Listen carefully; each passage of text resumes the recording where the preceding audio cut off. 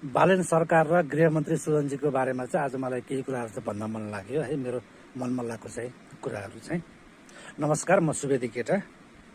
अहिले यतिखेर चाहिँ सामाजिक सञ्जालमा अनि तपाईँको विशेष गरी यो 12 भाइ मिडियाहरूले चाहिँ होइन बालेन सरकारको यतिसम्म खेतो खनिरहेछन्, विरोधमाथि विरोध होइन। अनि त्यसमाथि तपाईँको हुँदाहुँदै अहिले चाहिँ हाम्रा माननीय गृहमन्त्रीज्यू सुदनजीको चाहिँ राजीनामा चाहिँ उनीहरूले चाहिँ मागे छन् होइन। कोही मिडियाले भन्छन् ल अबको 24 घण्टामा सुदनको राजीनामा आउँछ अरे, अथवा कसैले भन्छन् सुदनले राजीनामा चाहिँ दिइसक्यो अरे होइन। घन्टा किन दिने राजीनामा? बालेन सरकार र माननीय गृहमन्त्री सुदनज्यू दुई हात जोडेर बिन्ती छ, राजीनामा कुनै पनि हालतमा हुन सक्दैन, नदिनु होला। जसरी अहिले यो मिडियामा चाहिँ तपाईँको सुदनजीको बारेमा चाहिँ कुरा आइरहेको छ नि, यति लाखको चाहिँ के अरे सेयरमा लगानी ह्यान त्यान यताउति, केही फरक पर्दैन।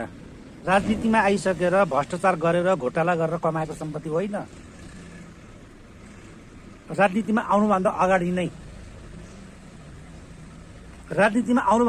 चाहिँ कुनै पनि तरिकाले कमाएको सम्पत्ति हो जस्तो हामीलाई फरक पर्दैन।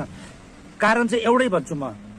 कारण चाहिँ के भन्नुहुन्छ भने हामीले वर्षौं वर्षदेखि यी चोर नेताहरूलाई, यी पुराना नेताहरूलाई हामीले चाहिँ बारम्बार हामीले हेरिसकेका छौँ।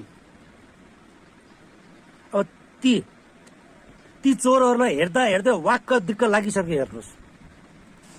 त्यस कारणले जुन यो अहिलेको सरकार छ, बालेन सरकार छ होइन, अनि तपाईँको गृहमन्त्रीमा सुदनजी हुनुहुन्छ,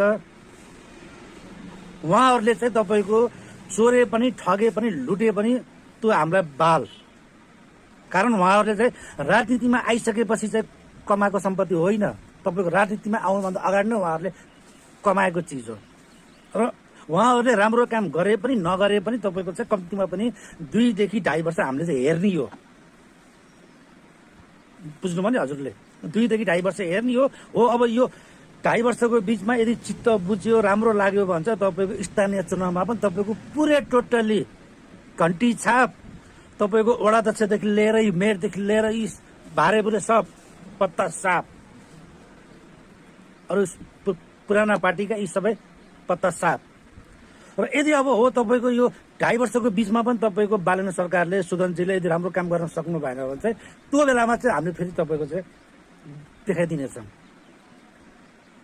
तपाईँको यहाँ जे हुन्छ जनताको हातमा हुन्छ।